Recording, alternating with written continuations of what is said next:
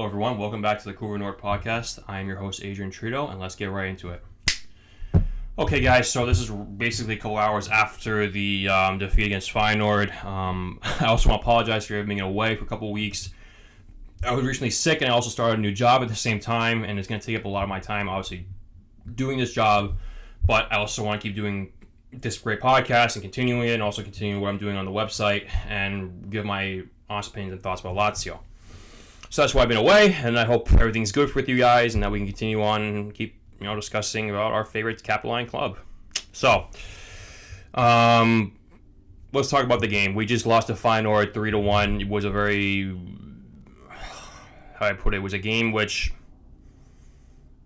was infuriating in a way to watch, difficult to watch. There were a lot of different factors, but I think we lost 3-1 because of a combination of things, honestly.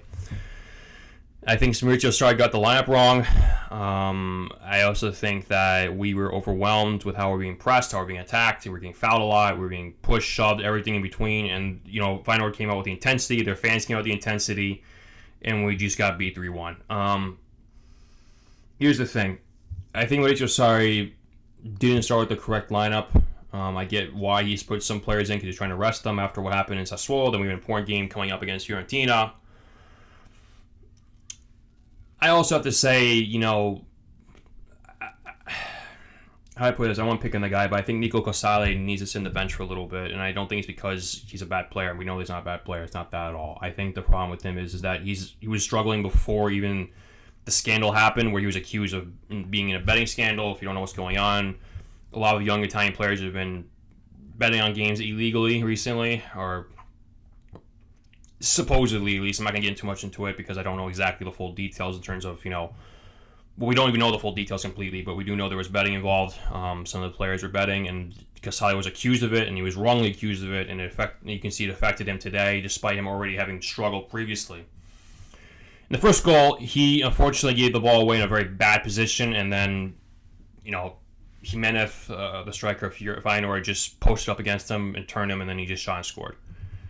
And, he also probably made some errors throughout the game, too, with this position in the third goal.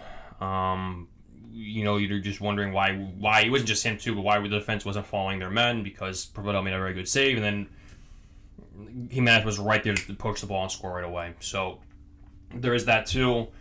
The second goal, again, we didn't really follow our runners. It was a cutback, kind of like we've seen the whole entire year, and then they scored and played, making it at that time 2-0. And of course, like I mentioned before, with Jimenez scoring again, the poaching goal and the third goal, which made it 3-0 at that time. So it was a bit of a weird game too. I mean, the referee I thought was not very good, but again, we can't blame everything on the ref because we didn't get our lineup right, and I think that's what ultimately affected us in this game. You see, I don't understand completely as to why, if Nico Casale is struggling mentally, maybe he's doing well in training, I don't know, but if he's struggling mentally, why we didn't start Patrick? Because this point, I'm going to be honest with you, I think Patrick has been our best defender to this point this year. He's been pretty locked down, pretty solid in defense. We saw what he did against Sassuolo, what he did against Celtic. He's obviously did his part so far at this point. Maybe he wanted to rest these guys. I'll get to another player too. Maybe he wanted to rest a couple players because they didn't play on Saturday against Sassuolo. And I honestly had a good feeling going to this game thinking, all right, it's going to be a physical game, which I knew it was going to be, and obviously it was a very chippy game. And I thought, all right, what, regardless, we're going to play well because we had won a great victory against Celtic, against Atalanta, and probably our best victory of the year came against Sassuolo. Just to catch you guys up quickly, we won 2 minute game-winning, two times we won 2 game-winning goals against Celtic with Pedro, then Vecino against Atalanta, and now we put ourselves in a better position with our recent victory against Sassuolo, and now we're only 4 points adrift out the top 4. So we're in a much better position, and the thing is, too, we only have to play against really 2 of the bigger teams, quote-unquote, that being Roma and Inter, and then we have Fiorentina coming up on, next Monday, actually, okay.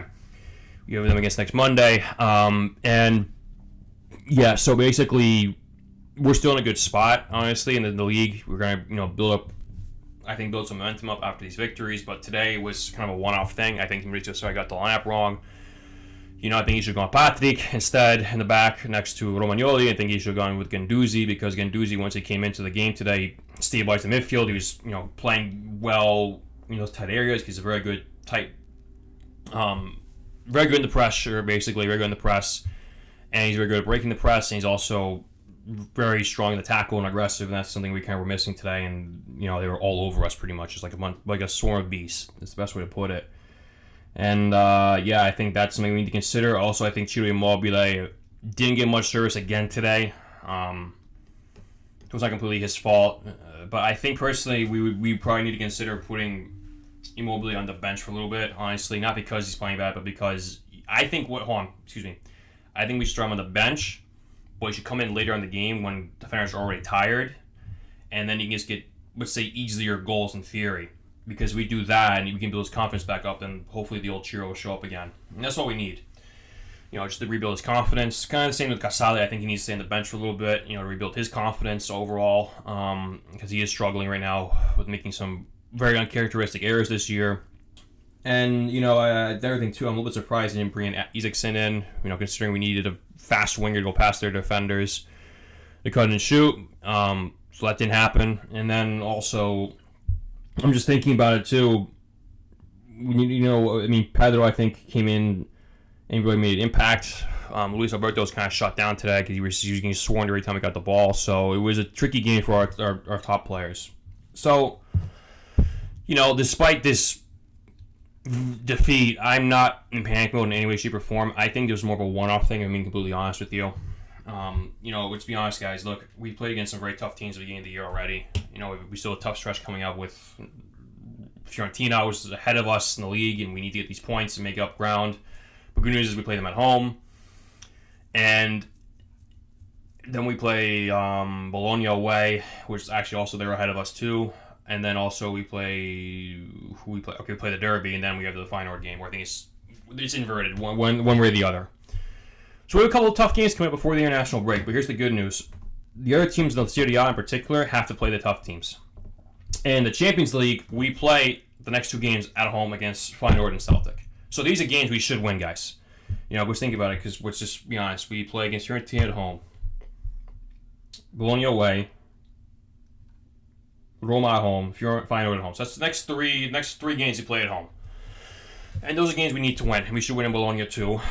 Because despite this, again, guys, despite this difficult this loss, I think we should win the next couple of games. I think our team has improved a lot already, and I think we have the depth, and that's the big difference. Why I think we can win these games, because we have the depth and the quality to go on and beat these teams. In comparison to last year, so we can sustain a two-front assault on the Champions League and also in the Scudetto race. We'll get back into it. I really do believe we will. I think this was a one-off game. I don't think this was like some sort of, oh no, this is the end of Lazio. I think it was a wake-up call for Sarri not to, put certain players in certain games, obviously.